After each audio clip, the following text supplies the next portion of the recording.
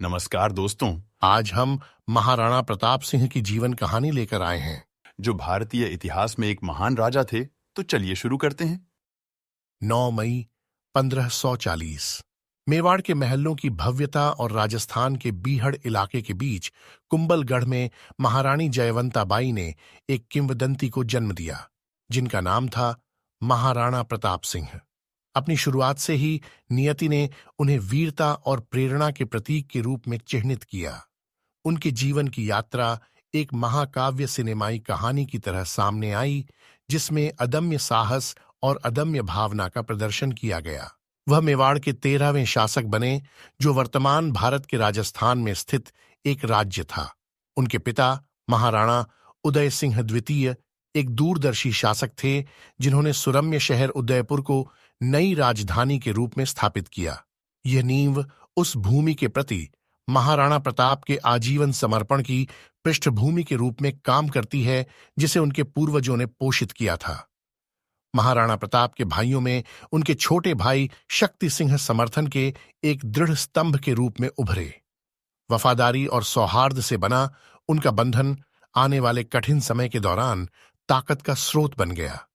मेवाड़ की संप्रभुता को बचाए रखने की लड़ाई में शक्ति सिंह की तलवार हमेशा उनके साथ थी। फिर भी उनके परिवार के सभी सूत्र एकता से नहीं बुने हुए थे। जगमाल सिंह, महाराणा प्रताप के छोटे भाई, ने ऐसी महत्वाकांक्षाएं पाल रखी थीं जो राज्य के उद्देश्य से भिन्न थीं।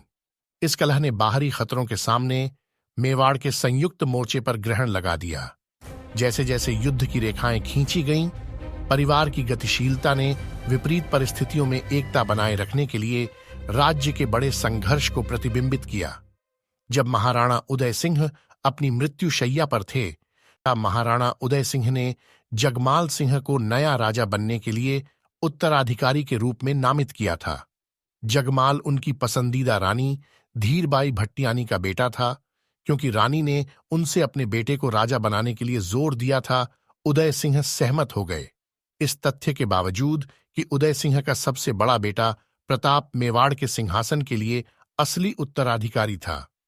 प्रताप न केवल असली उत्तराधिकारी थे, बल्कि वे उदय सिंह के सबसे योग्य उत्तराधिकारी भी थे, जिसे मेवाड़ के सरदारों ने मान्यता दी थी। सन 1572 में, जिस वर्ष महाराणा उदय सिंह द्वितीय का निधन हुआ, राज्य को एक नाजुक मोड़ का सामना करना पड़ा। उत्तराधिकार के प्रश्न ने परिवार के भीतर तनाव पैदा कर दिया। प्रत्येक सदस्य मेवाड़ के भाग्य को आकार देने में भूमिका निभाने के लिए प्रतिस्पर्धा करने लगा। सिंहासन पर महाराणा प्रताप के दावे को उनके पिता की इच्छाओं और उनके अंतर्निहित नेतृत्व गुणों का समर्थन प्राप्त था। फिर भी उनके भाई जगमाल सिंह की महत्वाकांक्षाओं ने अनिश्चितता की छाया डाली। लेकिन प्रमुख सलाहकारों और मंत्रियों ने उन्हें नया राजा घोषित कर दिया और उनका राज्य अभिषेक कर दिया। चारों ओर महाराणा प्रताप की जय जयकार होने लगी। जगमाल ने बदला लेने की कसम खाई और अकबर की सेना में शामिल होने के लिए अजमेर चला गया। बाहरी खतरों के मंडराने के कारण उनके नेतृत्व को प्रारंभिक परीक्षा का सामना करना पड़ा। सम्राट अकबर के शासनकाल में मुगल साम्राज्य ने मेवाड़ की साम्राज्य पर कब्जा करने के लिए बल लगाकर अपना प्रभुत्व बढ़ाने की कोशिश की। उसने महाराणा प्रताप और मेवाड़ को अपने अधीन करने के लिए कई बार अपनी सेना भेजी, जिनमें जलाल खान, भगवान दास, तोदरमल और आमेर के कुंवर मान सिंह प्रथम भी शामिल थे। महाराणा प्रताप से राजपूताना के कई अन्य शासकों की तरह एक जागीरदार बनने का आग्रह किया, लेकिन स्वाभिमानी राजा महाराणा प्रताप ने हर बार उनके प्रस्ताव को अस्वीकार कर दिया और युद्ध के लिए तैयार हो गए। सन 1576 महाराणा प्रताप के जीवन के एक निर्णायक अध्याय का गवाह बना, हल्दी घाटी का ऐतिहासिक युद्ध। अकबर शेष मेवाड़ को जीतने के उद्देश्य से मार्च 1576 में अजमेर पहुंचा। अकबर ने युद्ध के लिए मान सिंह को अपनी सेना का सेनापति चुना। प्रताप सिंह और मुगल राजपूत जनरल मान सिंह की सेनाएं 18 जून 1576 को राजस्थान में आधुनिक राजसमंद गोगुंडा के पास हल्दी घाटी में एक संकीर्ण पहाड़ी दर्रे से आगे मिली। हल्दी घाटी, राजसमंद और पाली जिलों को जोड़ती हैं। इसका नाम हल्दी घाटी इसलिए रखा गया है क्योंकि यहाँ की मिट्टी हल्दी की तरह पीली है। प्रताप सिंह ने लगभग 3000 घुड़सवारों और 400 भील तीरंदाजों की एक सेना तैनात की और मान सिंह ने लगभग 10,000 पुरुषों और अज्ञात संख्या में हाथियों की सेना का नेतृत्व किया। युद्ध का मैदान आपस में टकराती तलवारों और हवा में उड़ते तीरों का भंवर था। महाराणा प्रताप की उपस्थिति ही भयावह थी, जिससे उनके विरोधियों के दिलों में डर बैठ गया। 7 फीट 5 इंच की ऊंचाई के साथ उनके पास 80 किलोग्राम का भाला और 2 तलवारें थीं, जिनका कुल वजन लगभग 208 किलोग्राम था। जब वह अपने वफादार घोड़े चेतक पर सवार होकर अपनी सेनाओं का नेतृत्व करते हुए मैदान में उतरे, तो मेवाड़ का प्रतीक दृढ़ता से फहराया गया। अनुभवी मानसिंह की कमान में मुगल सेना ने महाराणा प्रताप के योद्धाओं की दृढ़ भावना को तोड़ने के लिए संघर्ष किया। हल्दी घाटी के युद्ध में एक मुस्लिम सरदार था जिसने महाराणा प्रताप के लिए लड़ाई लड़ी थी और उसका नाम हकीम खान सूरी था। वह एक अफगानी था जिसकी जान पहले महाराणा प्रताप ने बचाई थी। वह मेवाड़ के शस्त्रागार मायरा का प्रधान था। हकीम खान सूरी वह व्यक्ति थे जो मुस्लिम होते हुए भी मुगलों के विरोधी थे, जबकि उस समय कई राजपूत राजा अकबर की तरफ से लड़े थे। महाराणा प्रताप के भाई शक्ति सिंह ने भी विश्वासघात किया और अकबर के पक्ष से युद्ध किया। भयंकर युद्ध हुआ और दोनों ओर के शूरवीर घायल होकर भूमि पर गिर पड़े। प्रताप अपने घोड़े पर सवार होकर शीघ्रता से शत्रु सेना के भीतर पहुंच गए और शत्रु मानसिंह की खोज करने लगे।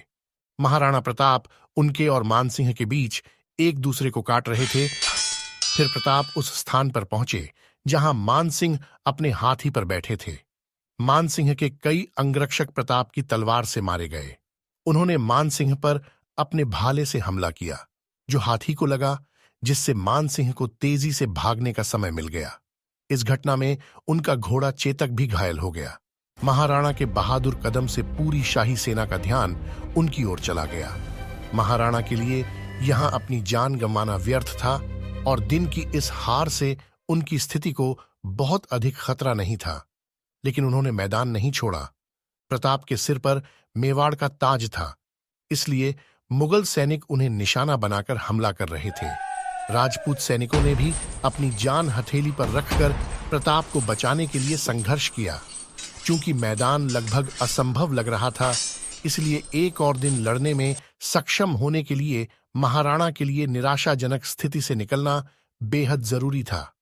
वह तैयार नहीं थे, लेकिन उनके सरदारों ने उन्हें मना लिया। फिर मान झाला ने अपना खेल खेला झाला।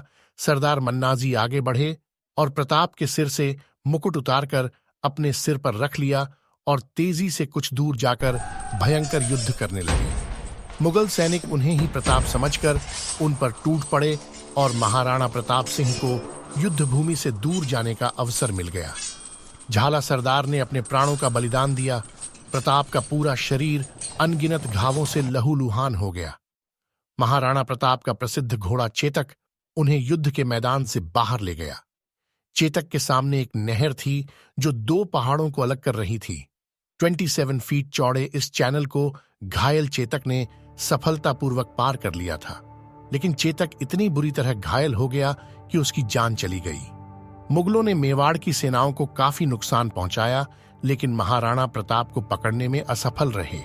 हल्दी घाटी मुगलों के लिए एक निरर्थक जीत थी, क्योंकि वे उदयपुर में प्रताप या उनके किसी करीबी परिवार के सदस्य को मारने या पकड़ने में असमर्थ थे। हल्दी घाटी के युद्ध के बाद महाराणा प्रताप का जीवन मेवाड़ की संप्रभुता के प्रति उनकी अटूट प्रतिबद्धता और मुगल साम्राज्य के खिलाफ उनके प्रतिरोध से चिह्नित होता रहा। हालांकि यह लड़ाई अपने आप में महाराणा प्रताप के लिए कोई सामरिक जीत नहीं थी, लेकिन इसने एक बहादुर योद्धा और मुगलों की ताकत के खिलाफ अवज्ञा के प्रतीक के रूप में उनकी प्रतिष्ठा को मजबूत किया। उन्होंने घास की रोटी खाना स्वीकार किया, लेकिन अकबर की श्रेष्ठता स्वीकार नहीं की। अपने संघर्ष के समय में महाराणा प्रताप और उनके अनुयायी जंगल में उगने वाली एक प्रकार की मोटी घास का सेवन किया जाता था, जिसे घास की चपाती कहा जाता था। उनकी सेनाओं ने गुरिल्ला युद्ध रणनीति अपनाई, तेजी से हमला किया और बीहड़ परिदृश्य में छिप गए। लड़ाई के बाद महाराणा प्रताप और उनकी सेनाएं आमेर के राजा मान सिंह के नेतृत्व वाली मुगल सेना के खिलाफ गुरिल्ला युद्ध रणनीति में संलग्न रहीं। उनकी प्रतिरोध रणनीतियों में अरावली पर्वत के ऊबड़ खाबड़ इलाकों का अपने लाभ के लिए उपयोग करते हुए हिट एंड रन रणनीति शामिल थी। लक्ष्य मुगलों को विफल करना और मेवाड़ की स्वायत्तता की रक्षा करना था। सम्राट अकबर की हताशा बढ़ गई क्योंकि उसकी कुलीन सेनाएं महाराणा प्रताप के संकल्प को तोड़ने के लिए संघर्ष कर रही थीं।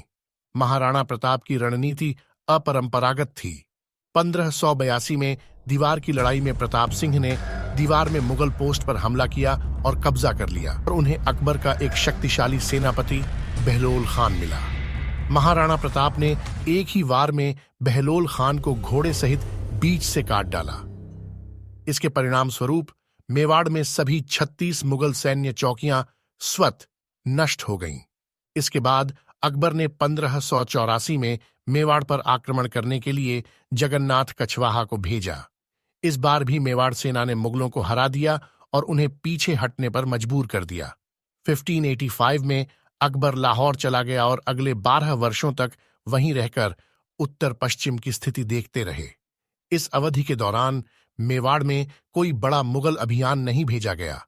स्थिति का लाभ उठाते हुए प्रताप ने मुगल सेनाओं को हराकर मेवाड़, चित्तौड़गढ़ और मंडलगढ़ क्षेत्रों के अधिकांश हिस्से पर कब्जा कर लिया। इस अवधि के दौरान उन्होंने आधुनिक डूंगरपुर के पास चावंड नामक एक नई राजधानी भी बनाई। चावंड में महाराणा प्रताप के दरबार ने कई कवियों, कलाकारों, लेखकों और कारीगरों को आश्रय दिया था। अच्छा मानसून था जिससे मेवाड़ की कृषि को पुनर्जीवित करने में मदद मिली। अर्थव्यवस्था भी बेहतर होने लगी और क्षेत्र में व्यापार भी बढ़ने लगा। राणा चित्तौड़ के पश्चिम के प्रदेशों पर कब्जा करने में सफल रहे, लेकिन चित्तौड़ पर कब्जा करने का अपना सपना पूरा नहीं कर सके।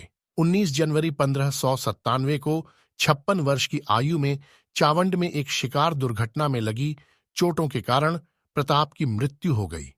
उनके सबसे बड़े बेटे अमर सिंह प्रथम उनके उत्तराधिकारी बने।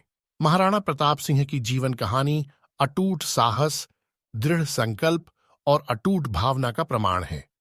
एक शक्तिशाली साम्राज्य के सामने झुकने से इनकार और अपने लोगों के कल्याण के प्रति उनकी प्रतिबद्धता उन्हें प्रतिरोध और वीरता का एक स्थायी प्रतीक बनाती है। अपनी विरासत के माध्यम से वह भारत के इतिहास और पहचान पर एक अमिट छाप छोड़ते हुए लोगों को प्रतिकूल परिस्थितियों के खिलाफ उठने और जिस चीज में वे विश्वास करते हैं उसके लिए लड़ने के लिए प्रेरित करते रहे। तो यह थी महाराणा प्रताप सिंह के जीवन की कहानी। मुझे आशा है कि आप लोगों को यह पसंद आएगी। हम जल्द ही एक और ऐतिहासिक भारतीय नायक की नई कहानी के साथ मिलेंगे। धन्यवाद।